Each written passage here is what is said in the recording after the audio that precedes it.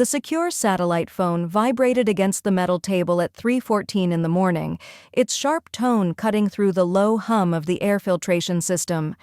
I was deep inside a windowless room in Doha, surrounded by digital maps of currency transfers linked to a $120 million laundering network. The glow from the monitors reflected off stainless steel walls, turning the place into a cold aquarium of secrets. I muted the briefing screen, pressed the encrypted line, and felt my stomach tighten as the family code flashed across the display. My sister's voice came through, slurred and bright with forced cheer. She said she had solved my money problems, that she finally did something smart for both of us. The sound of ice clinking in a glass carried through the static. I closed my eyes and listened, every syllable landing like a small crack in a sealed vault.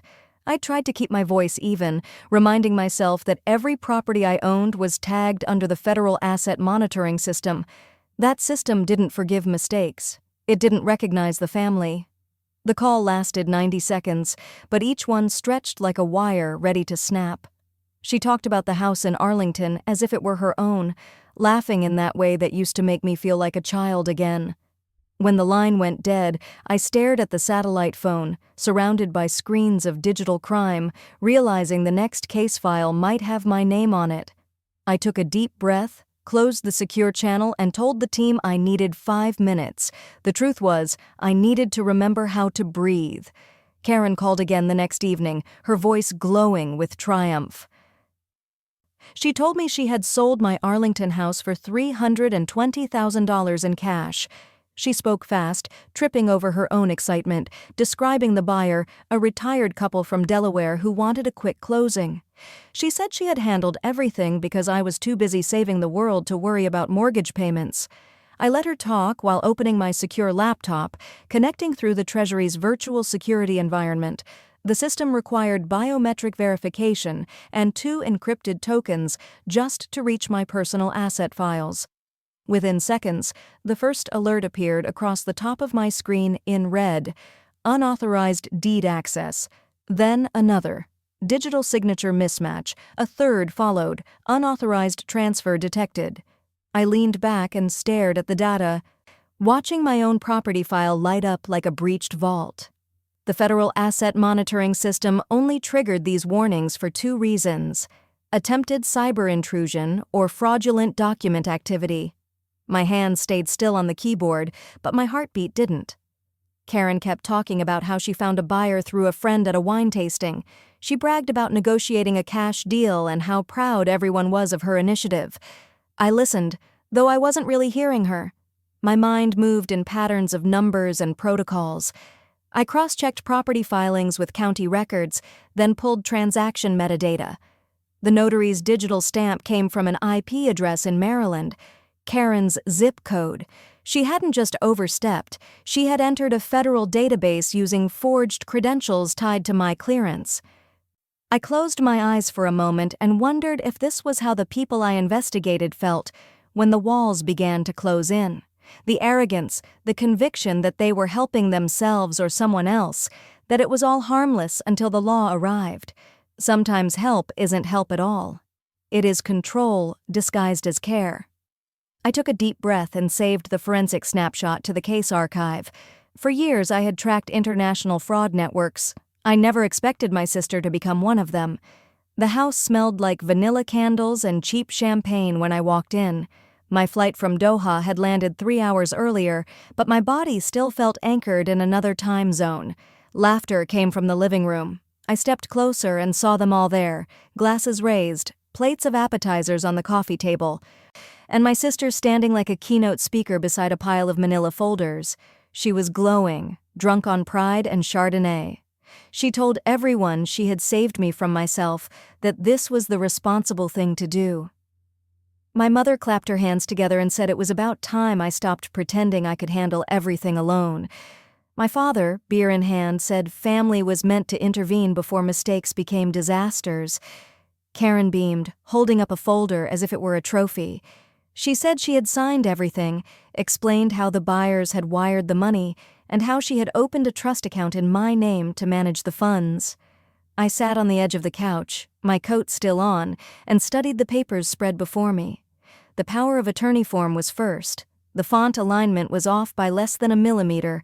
The signature angled upward instead of parallel to the printed line. She had practiced well, but not well enough.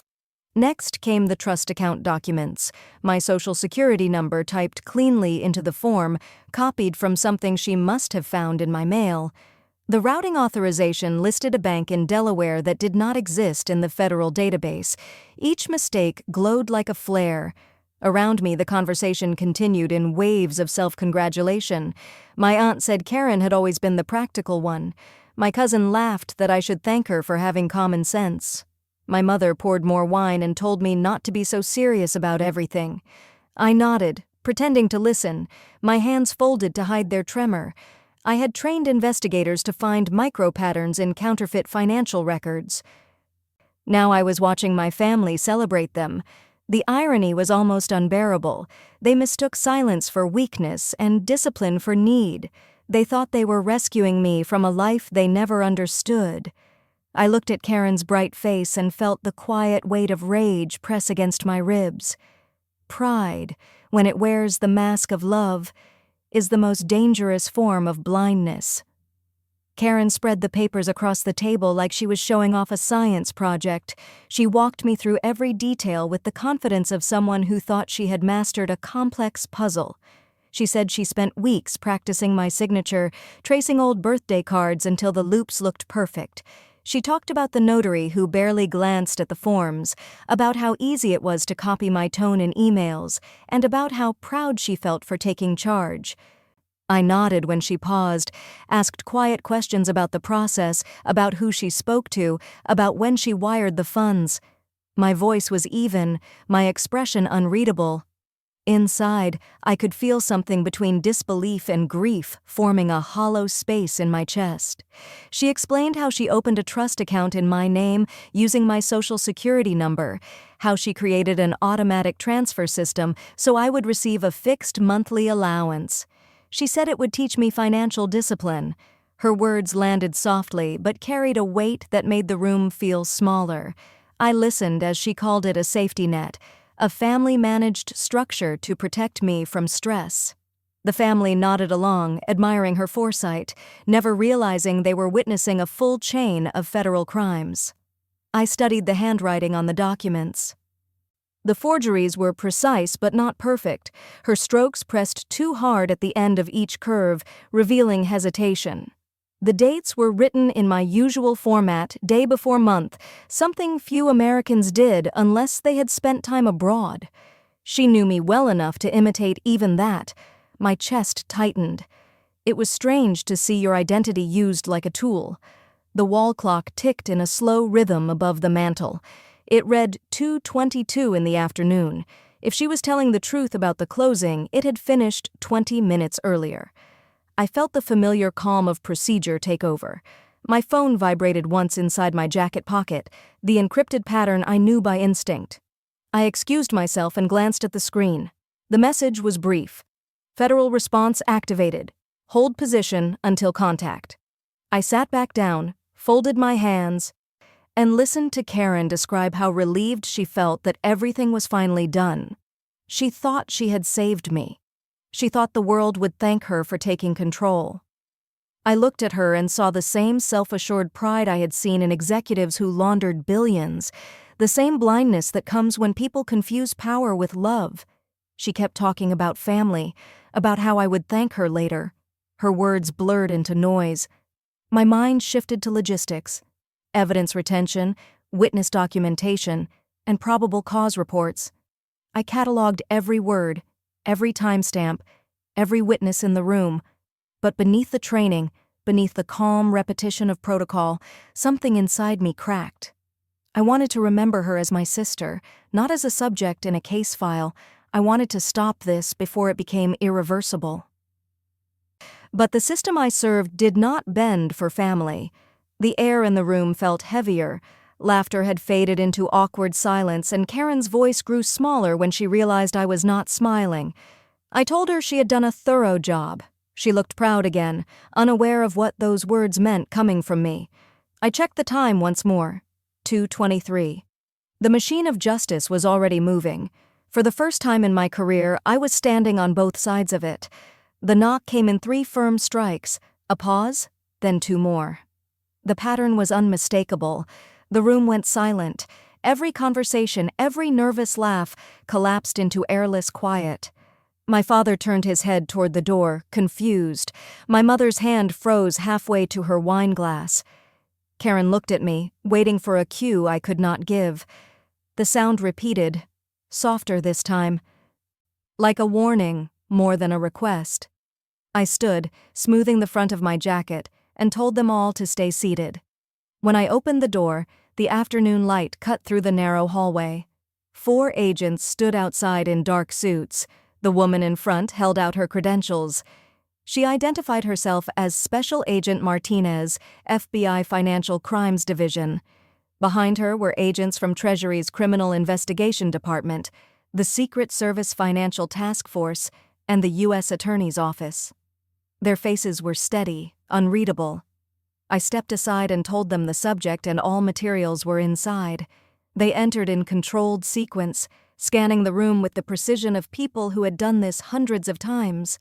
Karen blinked in confusion, then forced a laugh, saying this had to be a mistake.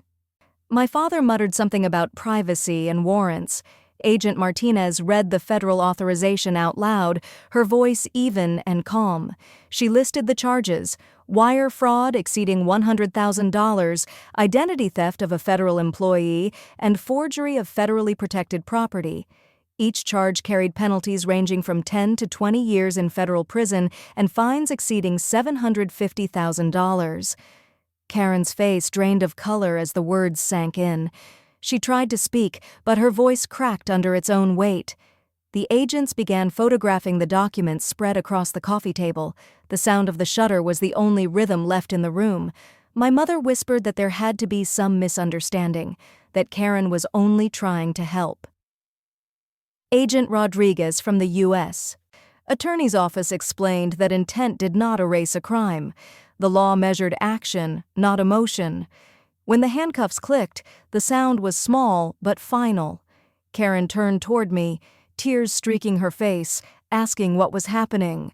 I met her eyes and told her to listen carefully. She had forged signatures, opened accounts with stolen credentials, and transferred federally monitored property. She had crossed a line that could not be undone.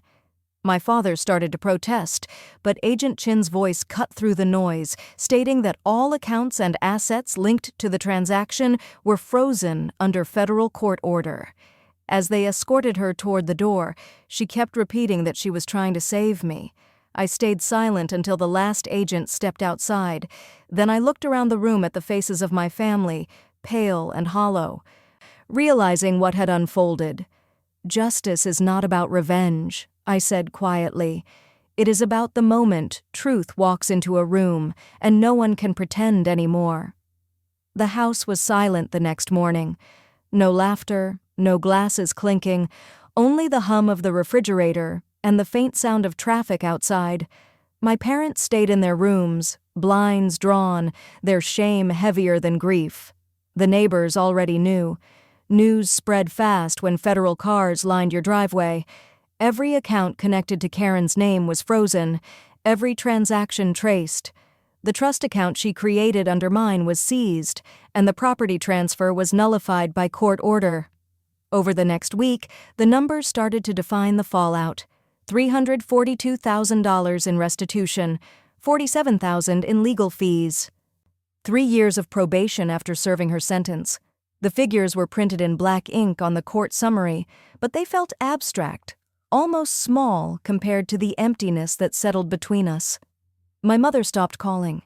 My father sent one message asking if I was proud of myself. I didn't respond.